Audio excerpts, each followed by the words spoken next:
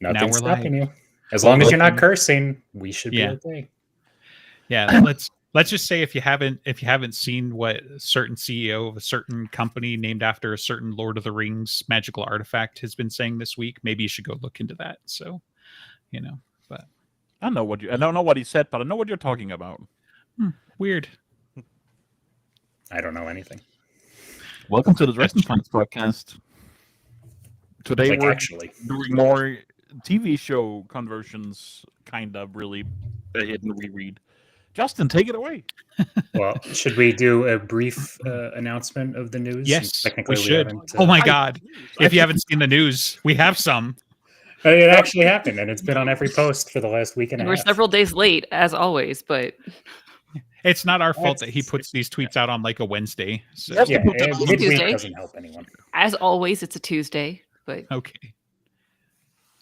12 months is done, allegedly, more or less. Right. It has to go to the editor still, but we may have a book at some point by the end of the year. Who knows? Right. I mean, his guidepost in the past was 6 months, so possibly August. But the book's name is 12 months. Yeah, right. Well, it's broken up into two. We're gonna get half now and half later. We did that already. You're welcome. I knew that would push your buttons. No. I'm out if that happens again. It's actually 18 months now. So we'll get 6 months now. We'll get 6 months. So we get 3 books, years, and then we'll get exactly. Great. It's called Electo the 9th. So you're welcome. God, because I can push your buttons too. So I might just need to listen to those books again. They're so much fun. Yeah. I don't know. I might have forgotten them enough by then, so to give them another whirl. But yeah, 12 months. It's coming. He's at a convention this weekend, so he's not going to get his rough edit done for another week or so. He said, and then it should go to the editor. So we'll see. But on the plus side, the couple of friends in real life I've gotten to read Dresden over the last couple of years have all been like, "When's the next book coming?" And I've been like, "Oh, sweet summer child." Yeah. At least it's not Game of Thrones, but now I can actually say it's coming this year. I was gonna say I used to be lucky because I came into the series when Ghost Story was just coming out, and now I'm I've caught up to all this having to wait forever and ever and ever. When I saw the series, I was like, and I was just like, oh, he's every year up to Ghost Story. It's every year, book coming out. And I was like, this is great. And then I started, and then it started slowing down. Maybe it was my fault. It was absolutely your fault. Yeah, maybe it's only my fault actually. We have similar stories for sure because I remember a bunch of my friends had read up to changes and they were like, man, I can't believe, but he almost immediately announced Ghost Story. So they were like, okay, at least the series isn't over. He's trying to retain fans and that sort of thing. Right. And I want to say Ghost Story was out and Cold Days was coming because I want to say that was the first one that I bought brand new. And so, up to that point, right, it had been pretty regular. And that was another main selling point of the book series was he's writing them every year. He's writing 2 books, a year, all of that stuff. And then it's been, what is it? Just 5 years? It'll be about 5 years since Battleground came out. Oh, it was funny because I picked up Game of Thrones for the first time around there. It was a gift for Christmas. I think maybe the year I started Dresden, I think my cousin got me the first book of Game of Thrones. And I was like, okay. But I already knew the story behind that. At that point, it had already been 3 or 4 years until How has it been Dance of Dragons, I think. Since Battleground. September this year will be 5 years. Yep. How? How has it been 5 years? I feel like that was a year and a half ago or something. I mean, that's better than feeling like it's been 5 years and it's only been 1 year. Your perception of time is on the nice side for you. Is correct. I'm at a pretty. I just know what time is, and it's been too long. So true. Yeah. It's maybe the surprise will be he announces it, and it's and I'm 50% done with what should be heel turn, but will probably be ringside or something. Right. Because that's the one after. No, he's supposed to go into Mirror Mirror next, isn't right? he? Yes, you're right. Sorry, Mirror Mirror. Yeah, I was like, something feels. I was going to say, yeah, no, he's actually so far ahead. So. He's jumped ahead. Yeah, right. I'm speaking he's it into got the 2.5 world. books done in 5 years. That averages out. That's much better than splitting 3 books into 3 books and waiting, and waiting 8 years for what should have been 1 book. I want that alternative. Yeah, for sure. All right. So chapter 19, I want to say, is what we left off with. Basically, we're at the Wraith Manor. We've met the Ken and Barbies, which will be important later. We've met Papa Wraith, which, also will be important, pretty much the rest of the book and for always. And then Justine went to her death with Thomas, and Dresden basically wakes up because it's like, they had a long night fighting White Court, Black Court, doing porn shoots, all of that stuff. So there's a lot of inner monologue, but like the first paragraph is always, fantastic. So I'm just going to read it. But, sometimes you wake up and there's a little voice inside your head that tells you that today is a special day. For a lot of kids, it sometimes happens on their birthday and always on Christmas morning. I remember exactly one of those Christmases when I was little and my dad was still alive. And I felt it again 8 or 9 years later, that the morning that Justin DeMorn came to pick me up from the orphanage. I felt it one more time the morning Justin brought Elaine home from whatever orphanage she had been in. And now the little voice was telling me to wake up that today was a special day. My little voice is some kind of psycho. So, well, I mean, listen, he was finally going to get laid just for the last time. Right. I know it's been a minute, so get excited. So, and so you can't bottle it up. Maybe that's his little voice is like, a girl's gonna pay attention to you today, but she has a knife, so it's the fine print. To be fair, we've met the little voice in his head a few times and he doesn't care about that. Yeah. Knife? Fucking stab me, who cares? Right. I'm into that. So yeah. You don't understand. I wear all black. Right. So, props department. I opened my eyes and found myself on a bed the size of a small aircraft carrier. So, I mean, if it's not, football. That's where our budget's going for this season. Is the bidding. I mean, it is the porn book, but still. It's actually the aircraft carrier that is seen later in Changes, and then again, eventually when we get to the kaiju stuff. Yeah, exactly. That's fine. So then we only have to pay for it once. It's Nick Fury's bed. It folds out with those repulsor lifts and then flies off, so you're welcome. I mean, the Intrepid is parked in New York all the time. We can just borrow that. Yeah. So Dresden finds himself in Thomas's room. There's lots of description and exposition and inner monologue because he's by himself. And he finds that he's locked in, which isn't really a problem for him. Knock is only a 2nd level spell, but it's Harry Dresden, so he's going to huff and puff and blow down the door, but then it rattles and clicks. So, just a fun little image of him like gathering his power before, Thomas opens the door, looking as he always did, though this time he wore khakis and a white cotton turtleneck. So with the White Court, the tactile neck is white. Go figure.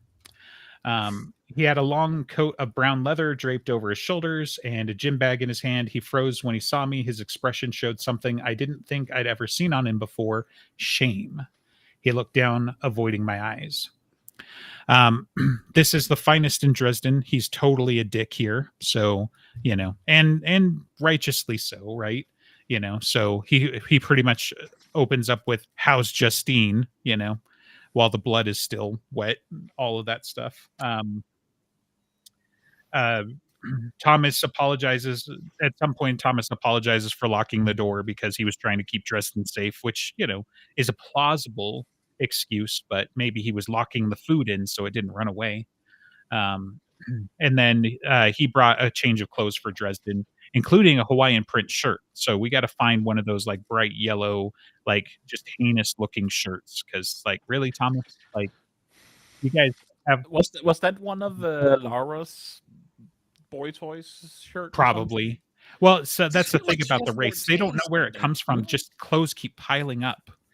Somebody keeps doing the laundry and, it's like they're probably keeping the clothes from their victims. And it's like, Thomas, you're probably about the similar build enough to Dresden. You could have shared a shirt or something, unless you were worried about like, it's going to be weird putting my half brother that doesn't even know he's my half brother in, you know, one of those fishnet shirts or something from the club.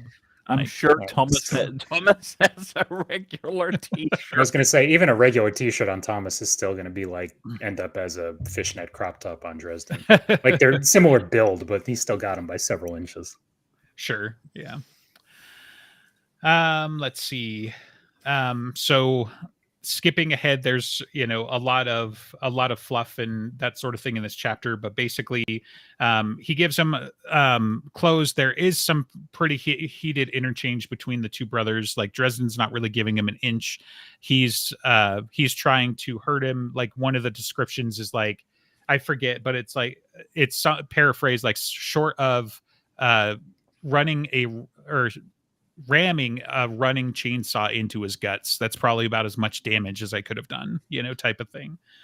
So Dresden's pretty much being a dick, but then they send him down to the guest bedroom, which is still bigger than his apartment, and he can get in the shower, a hot shower. One of the, you know, like handful of times he's been able to do that in the entire series and whatever. And he doesn't care if he burns out their hot water heater at all. Right. The Wraiths are made of money, so I'm just going to run it as long and as hot as I can stand it. So, listen, the inner voice was correct. He got a hot shower. It was a good day. Right. Yeah. Those are shower days. That makes sense, actually. He was thinking it's because a girl, but actually that was kind of a secondary thing because he had to shower because he was going to meet a girl.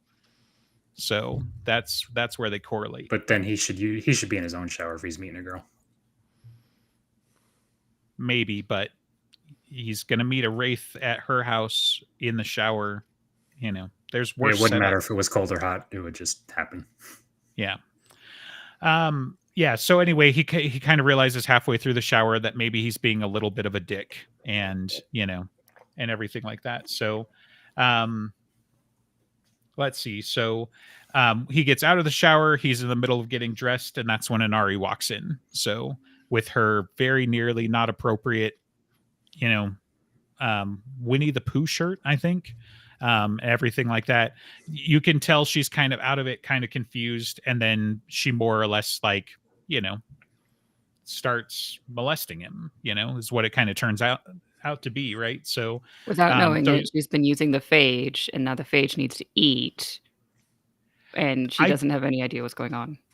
Yeah, I didn't take it that way. I took it a little bit more sinister in the fact that like Dad primed the pump, you know, psychically and then sent her, you know, because all the conversation about like Inari was sent to you and whatever, but the fact that she's just kind of out of it and they do so much mental magic, you know, always made me think that Dad was like, you know, it's your birthday and you're going to go here to get your present or whatever. And then things are just going to happen, you know, or whatever. But yeah, it's possible it was just the phage being hungry and trying to wake up and whatever. But yeah, it's an interesting question. Well, it's probably a combination, right? Like he saw either he stoked that fire or he just saw the fire coming and he pointed in the direction. 6 of 1, it's still his influence.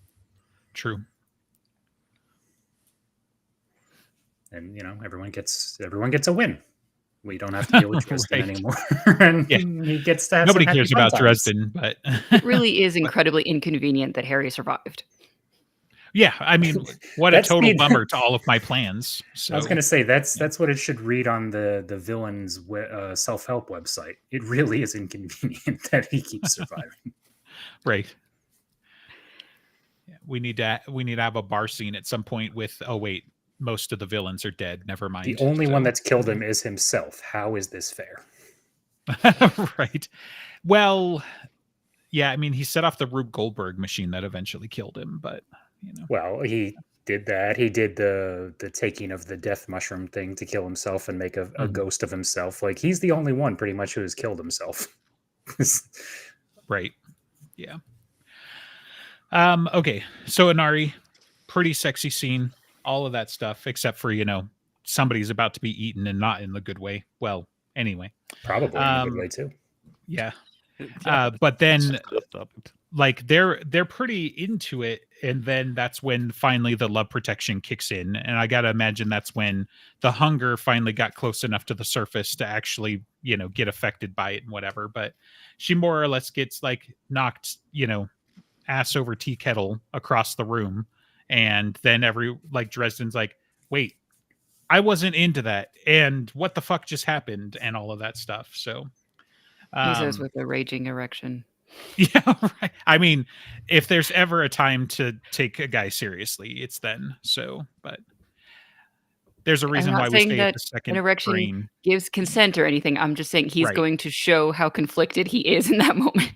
Right. Yeah. Like I was gonna say, it's like, there's a reason why we say that thing has a second, like it's a second brain, because we're not always in control of that. All right. So, and especially when sex vampires are nearby, like that was a supernatural boner. That doesn't count. So You say so. Yeah. Let's see. Right after she gets knocked over, she's got like a burned mouth because she was in the middle of kissing him. Thomas comes in and she starts fussing. Like she's 18, but very much like, her maturity level seems lower than that, which probably isn't surprising with how, Lord Wraith raises his kids and everything like that. And then Thomas was worried about her, worried about Dresden, figures out what was going on. Lots of exposition about like, this is the White Court, what they do, and how come Dad didn't just come to kill me himself, and that's not how we roll. And Inari was the murder weapon and all of that fun stuff, because the first feeding is always fatal, all of that stuff, right? So lots of talking, lots of walking. Thomas takes Dresden out the side entrance where there are less cameras and that sort of thing, but you need to come this way so that I can show you something. Several mentions of a library that are not important, by the way, so don't read into it. Yeah, never ever comes up again. Fucker.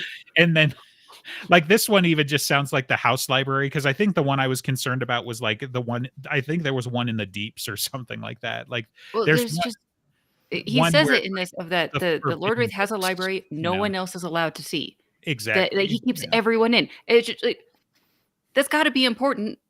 Whatever it is, just his porn collection, right? That's where Dad keeps his magazines. That's why no one's. It's like your first magazine. He's got the first magazine, right? It's all like black and white before it was even Playboy.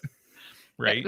Like we find out that this guy has an agreement with an outsider. He has a special library, and he's been doing all these things. Thomas describes the kiss of death thing, and then it's just like, nope, never going to talk about that again. Very possibly, would that be where it talks about Starborn? Maybe, like, right? Yeah. Star porn. You see, it's lost in translation. Yeah, it's a flipped upside down in the letter. It's a P instead of a B. Jesus. Yeah. Star porn. That's it. Yeah. I'm thinking, is there got to be a phrase that is like Chekhov's gun, but where it never like gets fired, right? The TV Chekhov's misfire. I don't know. Chekhov's gun jam. I'm definitely thinking like it needs to be somebody else's name. So it's like, Yuri's gun or something like that, where it's just like, no, that's just a gun. That's the display shelf where we put all the inactive weapons. Like, we're going to totally set up and foreshadow this and then do nothing. So, and it's just funny because, we got it in Word of Gem, and like maybe in the long run it'll come back, right? And you're welcome. But, it was just kind of like, I'm a lazy author and I only put in things that I use. Like, yeah, cool. When are you going to use this? When I get reminded about it. Right. So just one of those things. But of course, we still love it because we're still here after all these years. So, yeah. And then basically the end of that chapter, they go into like a lounge or something along those lines. And it's like, hey, look, a bunch of portraits. Look at them. Whatever, Thomas, it's a bunch of women. No, look at them, so he starts to be, of course he starts at the far end where it's like, oh yeah, this is like, middle or like, Renaissance period Italy or whatever. And yeah, okay, weird, the pictures are like every generation or two. Margaret Gwendolyn LaFay. Gwendolyn doesn't ring a bell. Margaret LaFay. Yeah, so that's my mom. No, Harry, that's our mom. Yeah, I love the correction, but it's like, you're not wrong, but I'm going to correct you because I'm a dick too. Yeah. But anyway. Well, because he's trying to do, no, I am your father, but different.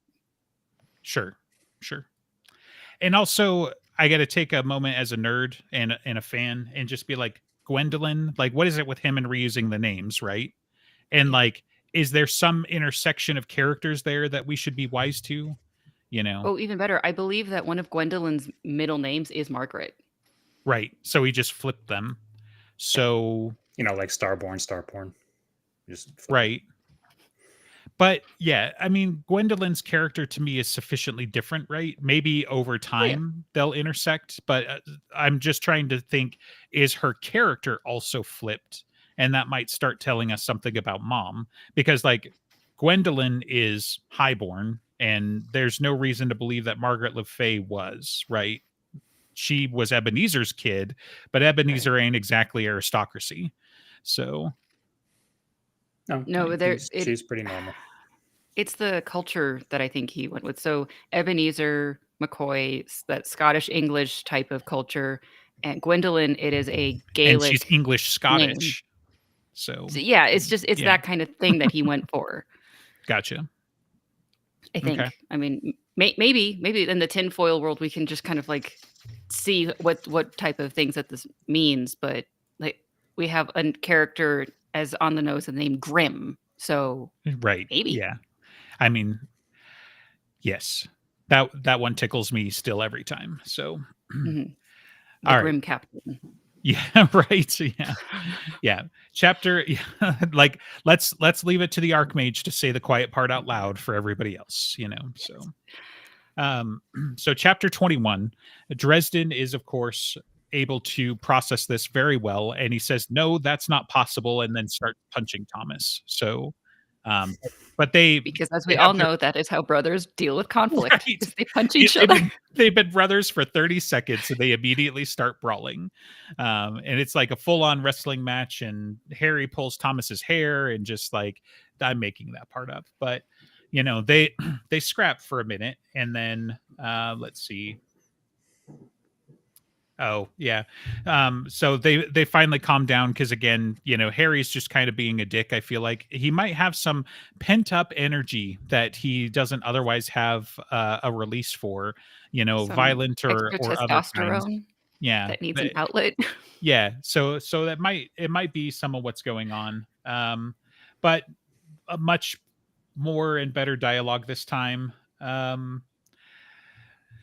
Contextually, at some point they start talking about Bobby, who will be named soon, finally, and talking about they're revealing the whole Inari thing, and like Thomas's play is to get Inari out because this is how White Court vampires work. Like, these 2 chapters explain most of what you need to know about the White Court vampires, and he's like, well, but if Inari is in love the first time, it'll kill the demon. Wait, Bobby, and he's like, give him a break. How insecure would you be if you were planning on spending the day having sex on camera in front of the girl you'd like to ask to dinner? I mean, if she's into that, like, her family's into Harry that, can't even bother picturing having sex with the girl he wants to have, let alone another one. Right. Yeah. Yeah, I mean, Harry's response, I think, is why I pulled this one out, which is like, this might be a shock to you, but I've never really considered that question before. So, First of all, what is this sex you speak of? Right. Yes. I mean, this must also be in however order they talk about it, of why did Inari get burned? And like, when's the last time you've been with someone? Right now, with you. No. Yes, right. Susan. In the Starborn sense. Right. Yeah, right. God, that's not going away anytime soon. Oh, no. Now that revelation has happened, no. You thought Gwendolyn was going to be the big thing. No. It was. Oh, no. Yeah, I was just like, that's a thing that I should highlight, at least for myself. But yeah. So the whole with you right now. Yeah. A lot of that, like, that happens on the walk, that happens in here and whatever. I didn't necessarily bring out all the exposition because then we'd just be here all day. But of course, but in terms of this TV thing that we're ostensibly trying to do, the Corinthians excerpt, I won't try to say the numbers because I'll get them wrong. Yep. That is important. Yep. And that needs to stay. Yep. And the fact that they both have it more or less memorized, so, which is interesting. like Dresden doesn't know the chapter and verse, but he knows the verse, like he knows the words and everything like that. Also, as far as prophecies go, kind of a big freaking deal, foreshadowing for the BAT, almost certainly, if somebody doesn't forget that it's there. Yeah, Andreas. So you're in charge of that one. So but yeah, like, what a great freaking line in the context of the swords, for example, and Hell's Bells and Silent Night or Empty Night and all of that stuff. So Silent Night's a different. Yeah, that's the Christmas spinoff, right? That's Krampus's curse. Silent Night. Anyway, all right. Let's see. And then, highlighting some of the humor, but, Hell's Bells, I said quietly, the whole thing was almost ridiculous. So let me get this straight. You want me to help save the girl, overthrow the Dark Lord, and defend innocents terrorized by dark magic, I said. And you want me to do it because you're my long-lost half-brother who needs someone noble to stand beside him in a desperate battle for what's right. He grimaced. That's phrasing it way more melodrama in it than I would have used. But I feel like he almost had to like lampoon himself because he's like, if I don't do it, my fans are going to do it. So I'm just going to lampshade this here. So that's when we have Harry turn to the camera for 2 seconds, right, and wink. So no, not wink, just it's called jimming the camera. Back. Yeah. And then leading up to this, like Harry still doesn't buy everything. So this is when they soul gaze and he sees Mom and they talk about the nature of the hunger and Thomas is fighting it and all of this other stuff. And he gets to see her and, after they get out, they're both kind of like bawling and then he starts laughing because he realizes like that's the first and clearest time he's seen her and he saw her with the sight. So it can't ever be taken from him, and everything like that. And on the way out, she gives him insight, which is like, wisdom and it's kind of like power. And it's like, he'll use that later. So, it's when you pick up a scroll off the ground or a recording in a video game and it's like, well, that goes into the journal. Right. Yeah. Kodak yeah. updated. Except in this case, I think the journal entry says like, this is a surprise for later. And then, you're just like, cool, we'll forget about that until the deeps. So, well, because you're stuck in a cutscene. And so something's been updated, but you're still in the cutscene. And so you can't check it immediately. And then you forget. Sure. Yeah. I mean, I think she gave him insight, but what she didn't give him is context. And so only later when he gets the context does it make sense, So that's like my word of the week this week. But all right, let's see. So after that, he goes home and something has been trying to get into his house, which is probably a little bit disturbing. But Mr. is there waiting for him and they go inside and then they just never pay attention to that ever again, as far as I'm aware. But there are like black scorch marks where clearly his wards have been activated on something and filling in the gaps in Occam's razor a little bit. I feel like they probably were just sending thralls, at the house or something along those lines. Some kind of low grade minion that Mavra was testing the wards with would be my assumption, or the Reds, or an actual Black Lord vampire. Just right. They could probably tank whatever his wards do, more or less. Maybe, yeah. Would the wards work against a Renfield?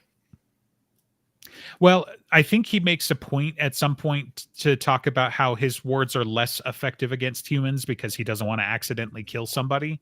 But if they were supernatural, so.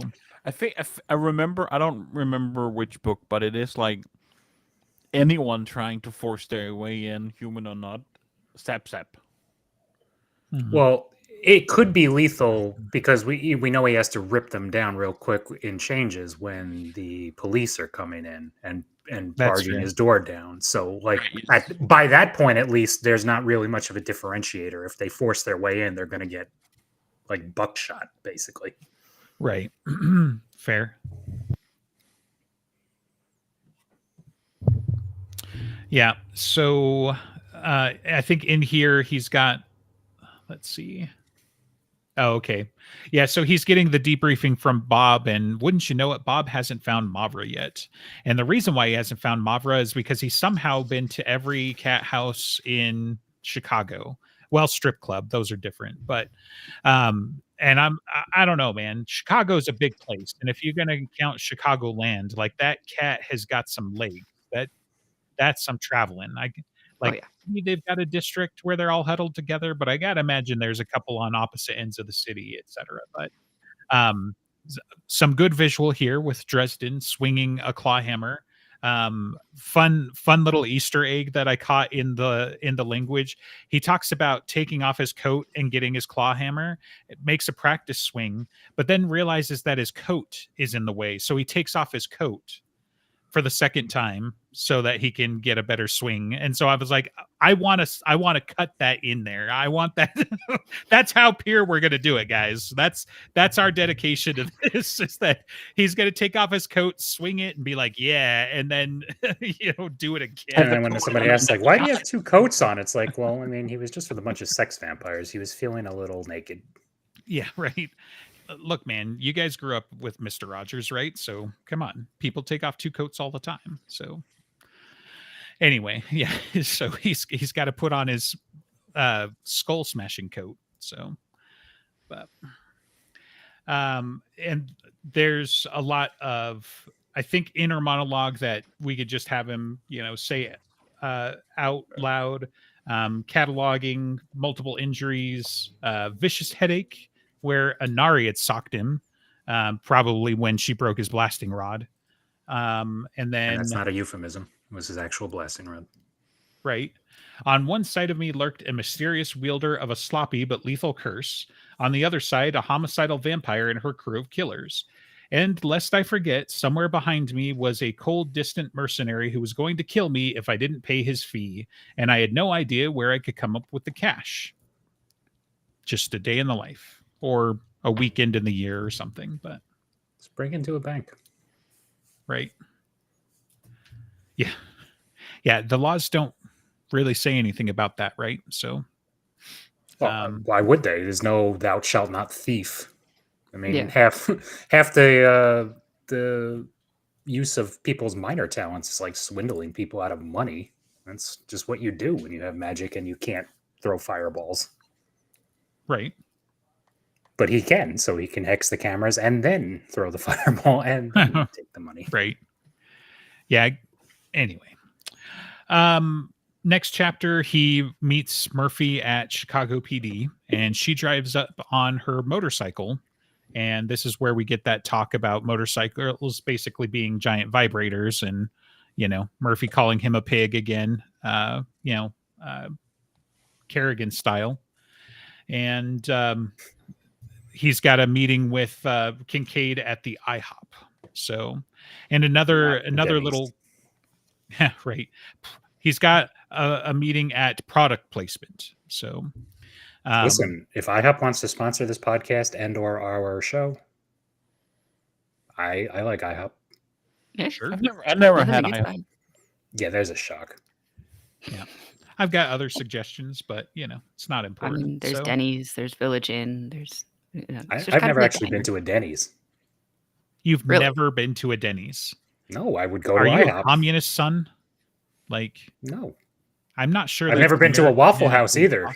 That just makes me somebody who has more than $5. I'm in the same boat with you there, right? So yeah, like I've driven past many Waffle Houses, but I've never been like, I don't know if I want to go in there and risk being pulled into some kind of plot, so. But which one is more fitting for a conversation about killing vampires with Kincaid? There's a vibe to Waffle House that might fit. Yeah, I know. I was going to say, like, first of all, that doesn't exclude Waffle House. I think what happens there is you decide what kind of humor level you're going for. Apparently, IHOP, I'm finding myself weird saying this out loud, but IHOP is the more refined, distinguished palette for between those three contracted killers, and Waffle House is going to turn into one of those, like, quasi stoner movies where, like, they're just going to be like high and blasting vampires the whole time. So like the real answer to this question Cracker Barrel go on the spectrum? at the Cracker bottom of the Barrel? list because that place is awful. Wow, that's a take. So I've been to I've been to Cracker Barrel exactly one time and I hated it. Did you have the pancakes? No. Try them next time. But I'm not going back. So that's not an issue. Now the pancakes are fantastic. They're some of the best I've ever had, but yeah, we still haven't mentioned mine. And the point wasn't to stack rank every breakfast joint in America because that's going to take us a while. But we should do that someday. While we weren't recording, we don't have a topic for next weekend if we decide to do this, or if Ben just doesn't show up. Well, Ben's moving, right? He might not show up, so we could do breakfast. Don't worry, Andreas. We're going to order from like 30 restaurants to send them to you so that you can tell us which one didn't taste the best. That is not in the budget. We do not have that kind of international shipping budget. Thank you very much. Right. How about Andreas? We're on a good pace because we've made it 2 chapters in 30 minutes. So let's pick this up a little bit. So, all right. Let's see. So they go into IHOP. I think I catch this every time since my second reading, but the IHOP is unexpectedly docile, which is noted by Murphy and Dresden, which is kind of important because they note a similar thing when they go to Mavra's Scourge's location. And that sort of thing. So it just like, to me, there's mounting evidence, like, especially after this read, I've never really doubted the idea, but like Kincaid's like, I'm as human as you are thing, total fucking horseshit, So, yeah, basically the only reason why we don't know is because Harry can't control himself and interrupts Ebenezer about to say something like, I'm not going to work with this, and then gets interrupted, which I just read that part. So we'll get there in like 2 weeks apparently. But so they go into the IHOP. Kincaid has a ponytail, which I feel justifies me with my fan casting, even though I'm supposed to have given this up. I just can't get him out of my head. Which fan casting? So what was your the guy from Lost? No, God. You kick him, get him out. I have never watched Lost, right? But because you said ponytail and the guy from Lost, I immediately saw his face. Yeah, I know who you're talking about. It's not bad. Josh Holloway. So I'm sorry. I can't get him out of my head. He's just so beautiful. But like I've seen Matthew McConaughey with a ponytail. I mean, if that's the route we're going down, we can just find people with ponytails. Yeah.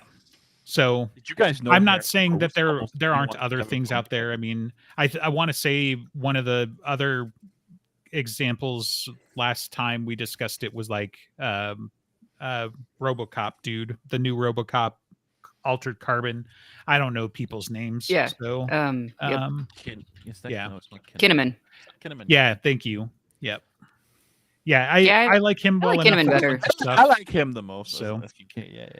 I think a lot of it just kind of depends on like how you're going to play it. And Kincaid, to me, while it's clear he's probably a scrapper, even if you look at him and that sort of thing, he's also a little bit of a gray man, but not as far as like Martin is, right?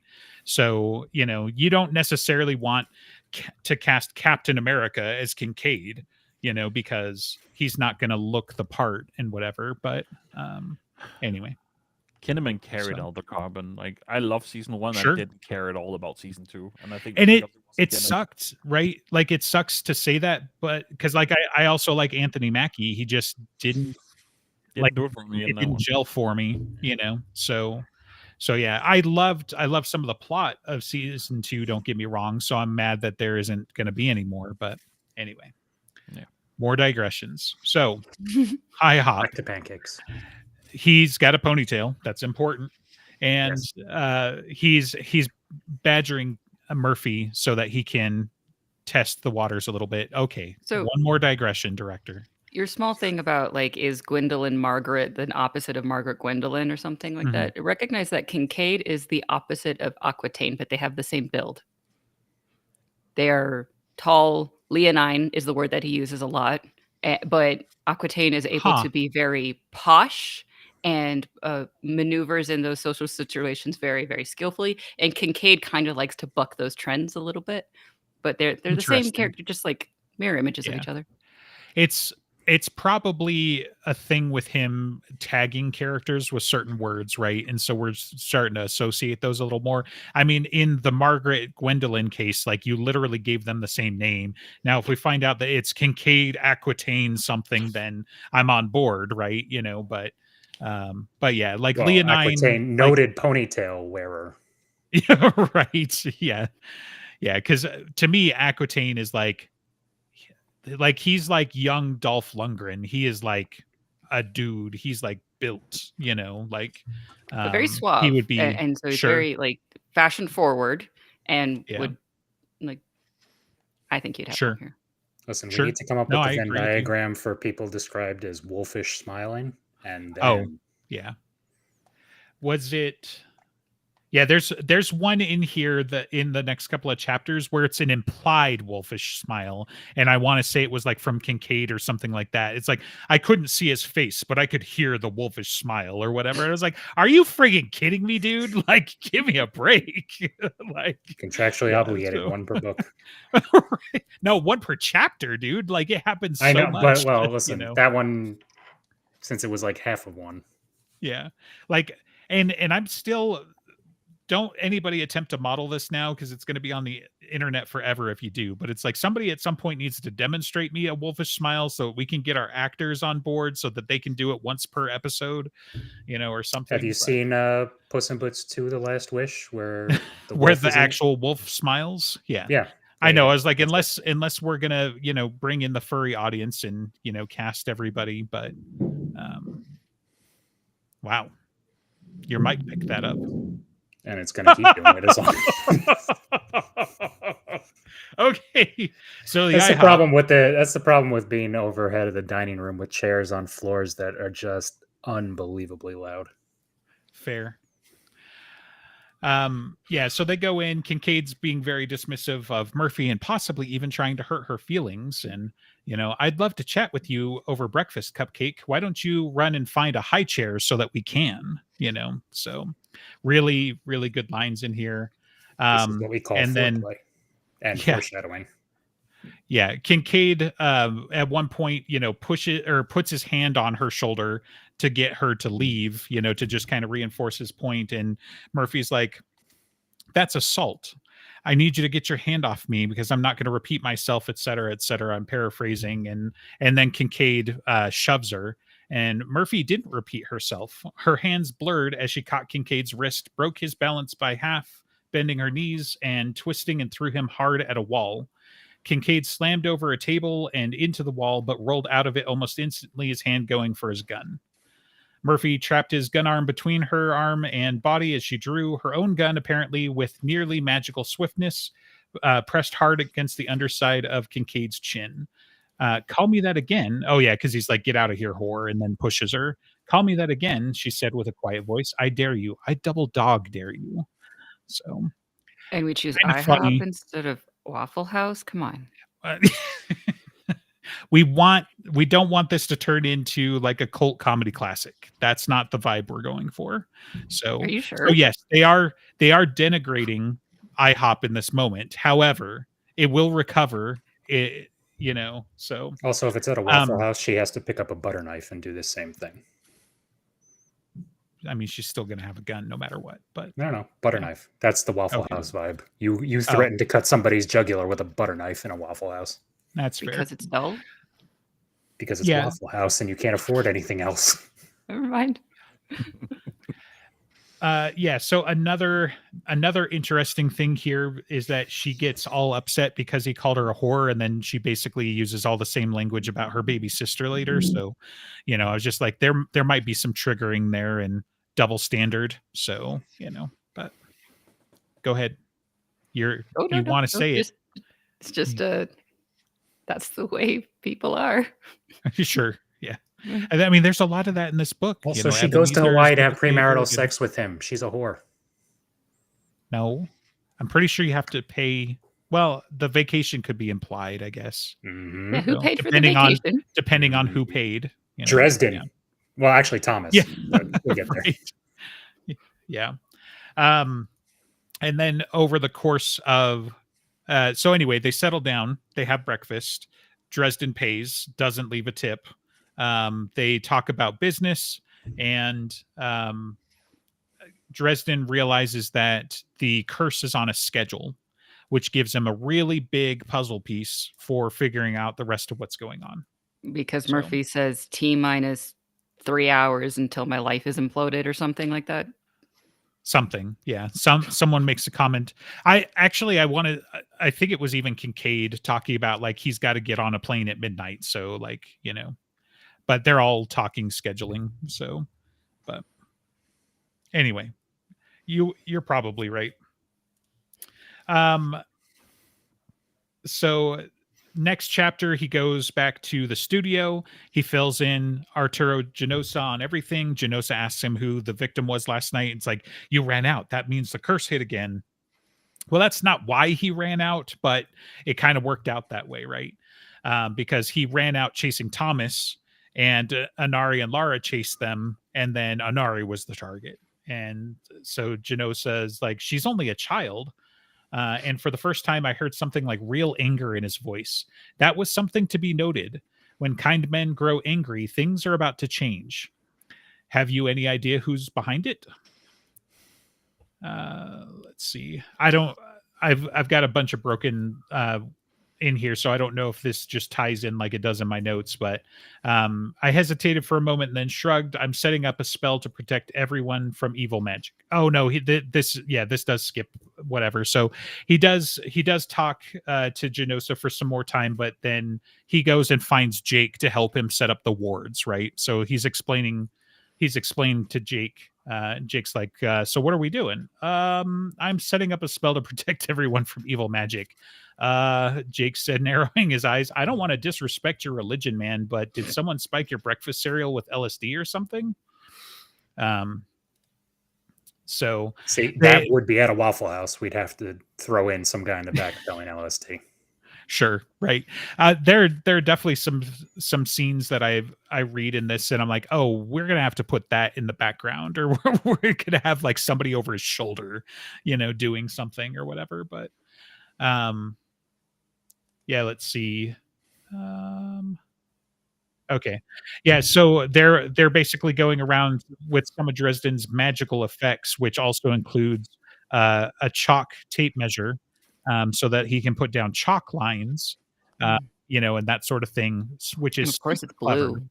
Like, yeah, one of my favorite like little magical, you know, gizmos that he's used and everything like that. And they're basically setting up like energy spikes, which, you know, we don't stop to explore the magical nature of it because it's kind of interesting because you're supposed to do stuff in circles and whatever. But more or less the idea is like he's setting up a plinko board and walls of magic so that the Malocchio gets redirected around the building and lands in this mirror that hits this mirror he's going to set up so that it can get reflected. While they're setting up the mirror and the circle for that, you know, Jake and Dresden are talking about it. And like at some point he tells them, it's like, you know, oh yeah, it's kind of like feng shui. Oh yeah, I can get into that. That's a word I've heard before, right? And so you can see him doing the rationalization that straights do, you know, when they start hearing the magical terms and everything like that. So, oh right, Jake said, I read about this one, mirror to pull the bad mojo away. Sort of, I said, standing up and dusting off my hands. If I've done it right, the curse comes flying in, hits the mirror, and bounces back at whoever threw it. Jake lifted his eyebrows. That's kind of hostile, man. No, it isn't, I said. Someone tries to send good vibes at us, they'll just get that back, bounced back at them. They go trying to pull off another killing. Well, what goes around comes around. Hey, that's a fundamental core of many religions. Golden rule, man. Yeah, it is. Maybe a little more literal than usual in this case. So Jake's just a solid hippie. Right. Yeah. No, and that's the thing. It's like Dresden has like an internal comment of like, there are really only two people he would have even wanted to ask for help. And Jake and Joan are those two people. And it's because Jake is mostly just like laid back and, you know, non-judgmental about everything. But I forget why he was like, he was happier that it was Jake than Joan, probably because Joan would have asked more questions or something like that. You know, and then also, I don't care how young he is. We're casting Tommy Chong for this. For Jake? Mm-hmm. Assuming he's still alive. Are you like... Okay. Wow. I don't think that's going to work, but no, it's perfect. Yeah. We're going to have to use some AI de-aging or something. And we're just going to tell him to play the same character he played in that 70s show and just be like, that you're fine. Go. Right. I know. I was like, we're really trying to go with the Waffle House vibes this time, right? So, all right. And then while he's talking to Jake, basically, he lets slip that Arturo's in love. Wait, come again? Oh yeah, like he always gets like this, right before he gets married and whatever. So he's probably a couple of days out or something like that. And it's like Dresden's like, that is what we would call in the business a clue. And he's like, are you sure? And it's like, oh, I'm not going to testify to it in federal court or anything, man. I mean, city court, sure. Which just lets you know that he also has like a sliding scale of like how he'll lie to the law, which is kind of an interesting. And Waffle House court, I mean, forget it. Right. Yeah. I don't want to get shanked. So. And then Bobby comes in so that he can be knighted, so so he apologizes to Dresden. Dresden's still being a dick, but realizes that he doesn't need to make a lifelong enemy out of Bobby, so they shake hands and they're done now. Bobby says, cool, so what are you guys doing? Feng Shui, Jake said. Martial arts? Are you sure we're not going for comedy here? Right. Yeah. Still, there's a difference between comedy and Waffle House comedy. I'm gonna say it's its own genre here, guys. So now that he wasn't threatening violence, I could see that this kid was a jewel. He could probably provide some lucky wise ass with straight lines for the rest of his natural life, and you can't put a price on that. A little. So. Do you know martial arts? A little. And it's funny because like Dresden does know a little bit of martial arts, but that's not what Feng Shui is. That's not what he's doing. Yeah. Also true. So anyway, they clear out, and while Dresden is finalizing the spell, that's when Trixie Vixen comes in holding a gun because this chapter wasn't exciting enough, so we need to move the plot forward. So we have a second for like Bobby gets the name Going Commando and doesn't get the joke. Yeah. I didn't include that in my notes, but yeah, I did say he's getting named, right? So yeah. Yes. Jake names him, right? He does the whole like, you could use like a knight name like Going, oh yeah, like one of those round table guys. Yeah, exactly. Well, it sounds a little weak. Well, then back it up with something like strong, like Commando, and just the whole thing. Like Jake hasn't had this in his pocket for like 2 weeks. Like there's no way I believe that Jake is like, I like Jake, but he ain't that clever. Also, if he's pronouncing it as Going instead of Gawain, then right. Yeah, his last name should be Black. And that makes it easy. Okay. Because then he's never coming back or what? Like, gotcha. Okay. Yeah. I mean, it's look Bobby, at you. So... You're like a person. You don't, you know what Feng Shui is. Right. It's martial art, right? So. No, it's in the Kama Sutra, obviously. Dresden doesn't know what that is. So. Yeah, but he's around all the people that do. And I'm not talking about the yuppie porn people. I'm talking about the white court. Sure. Yep. Don't need to contemplate that right now. You think they commissioned that one too? Yeah, that was the part I wasn't contemplating, but probably. So, all right. So Trixie comes in, keep your hands right there and don't move. I think Dresden was on the phone again. I think he was talking to Murphy or somebody. I can't remember. But Trixie comes in and like she's got the gun pointed at him, like fumbles around and rips the phone cord out. So she's like, keep your hands there. Don't move. Can I at least sip some of my coffee? It just got to the right temperature because he had just like picked it up to take a drink and he's holding the phone. So he's like hands full. And she scowled. She's like, no, you never got me my latte. Right. Good Larry. point. So, yeah.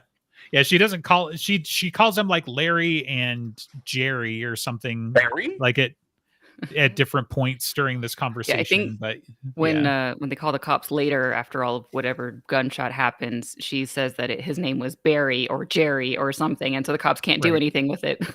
Right. Yeah. Yep. So and then she's definitely on the phone with somebody you know, getting instructions and providing feedback and whatever. And let's see. And then he's like, just standing there, and he's like, so are you going to tell me what you want? Like, what do you mean? Well, there's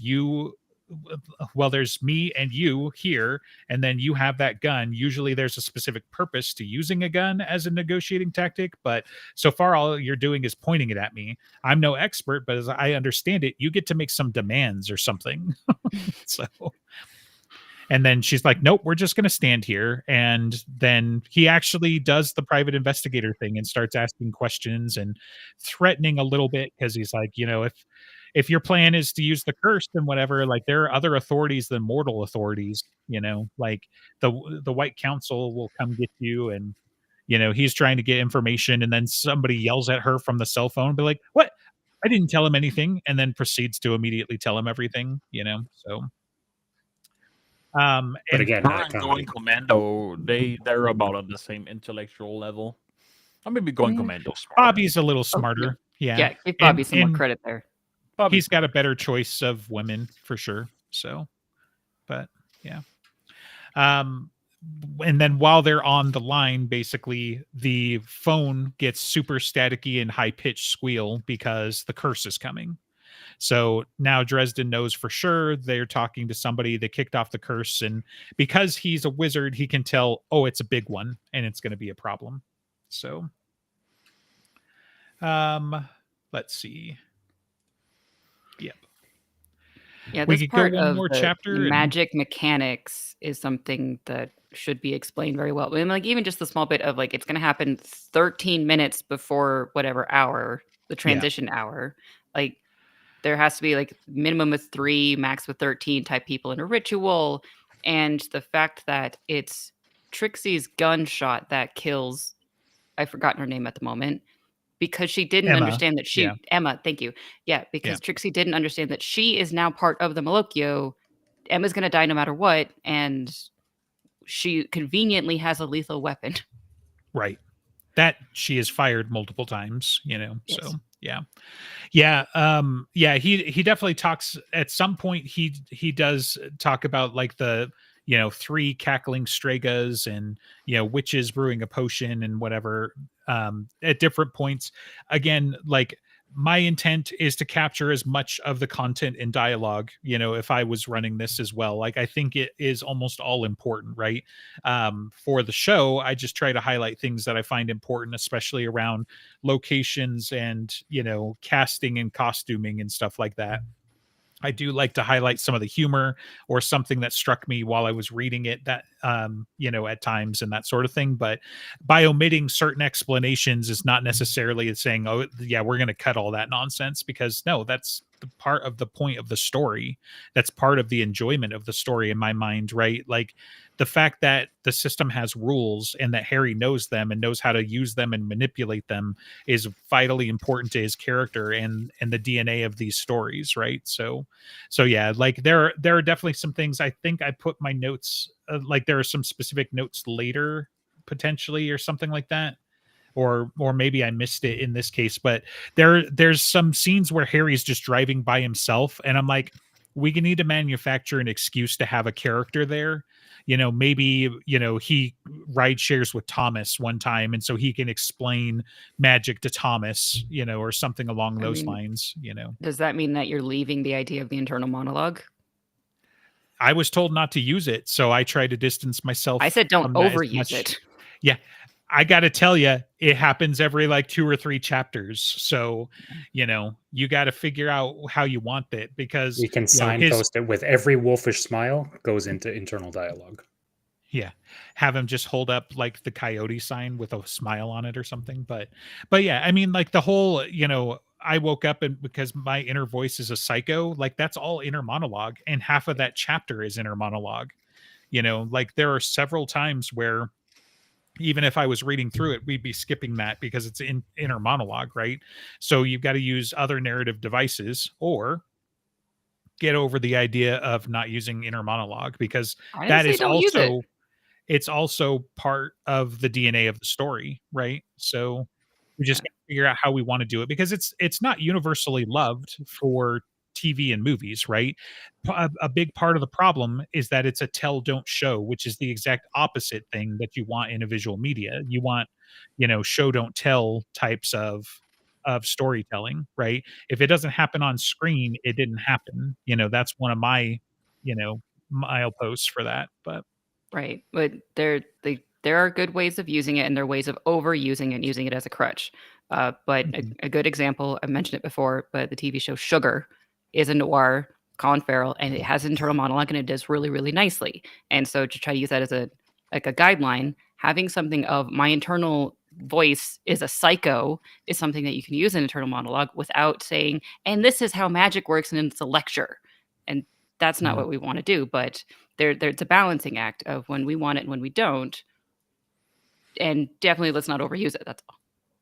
Sure. But yeah, I mean, you're talking about one of the most inner monologue laden examples of media Yeah. in one of the most inner monologue laden genres, so it's just like those ideas are antithetical, right? There is a middle ground somewhere perhaps, but like are we even going to use inner monologue like once per episode? Because almost certainly once per chapter, but the really big ones, happen every like 2 or 3 chapters because he's a private investigator. He sits down Mhm. to collect his thoughts or he wakes up from being unconscious and collects his thoughts, and stuff like that. So sometimes he's going to have to talk to himself out loud or we're going to have a second character there or there are some that I want to preserve inner monologue style, right? Yeah. But yeah, like I get that there are good ways and bad ways to do it. We'd have to figure out what that balance is going to look like. But as often as not, I'd rather just get around it by, like, oh, guess what? You and Thomas are working together at the same place. Why would Thomas not be there? As long as it doesn't like cause problems with the plot downstream where it's like, oh yeah, Thomas wasn't there because Lord Wraith kidnapped him. Yeah. We can't do And that, obviously. Can So we just or have a this cutaway to him in his office writing in his journals with the noir black and white and smoke and the saxophone in the background every time he does the internal right. monologue, and he's just writing, his, since we all know these are his journals. Right. Yeah, so the problem I have, right, is like sometimes I read these scenes and I'm like, "Oh man, that would have been really cliche and bad in the 90s." And so it's like, like, "Oh, you Anari gets knocked over by the love magic." There are no implied or specified visual effects for that scene. So do we do the 90s thing and add a little sparkle? Do we add a little bit of static electricity between them so that that she just got blasted by magic in some We way? put her I on mean, Or does they she have wires and just she just goes flying across the well, room very obviously. that part, sure, fine, right? But I'm like, how do you imply more about what happened until Thomas can kind of explain, oh, by the way, everything about love, Like, That's a fair point. In a so monologue, in a monologue, it's actually going to be a lot easier when we have Lashiel. well, yeah, I mean, but that's not really inner monologue. Like, technically, I guess it kind of is, but you've got two voices there at least, right? And as often as not, why can't we just have the actress who plays Lashiel out there because she's not physically in the world? How is that any very much worse like what we than? did with Bob in the actual Dresden Files TV show that Well, we yeah, have. exactly, Yeah. exactly. It's like how is that any worse than what they did with Bob? And And it's he did supported do that, I think. What was it? by the What must events. So must have been, was it Proven Guilty or something like that, that, Lashiel just appeared in his car at one point, and they're having mhm, a conversation as if she is a passenger. So, right, yes, very totally possible Yes, to he do even something has like to that. put on the seatbelt. right. Yeah. Yep. So I hear you, and I'm not giving up on inner monologue. I'm just trying to minimize its usage because I don't know, like the volume of it. Like it, I don't know if there is a way that you could do it that it's going to be good. At some point, right? There are literally half an episode could be inner monologue if we just stuck with it.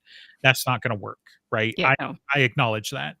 Okay. Like there've got to be some things, but it's going to be going towards some of the older tropes where it's like somebody's got to play the idiot, somebody's got to play the talking head, that sort of thing. And that's not a great trope either, but it's better than having 15 minutes of inner monologue, Right. So in this instance, before we tangented, Harry explaining things to Murphy asking very smart, reasonable questions because she's a detective of like, how does this work and who is it and how do we find out? And he says, well, when we send the curse back to them, we'll find some melted bodies probably.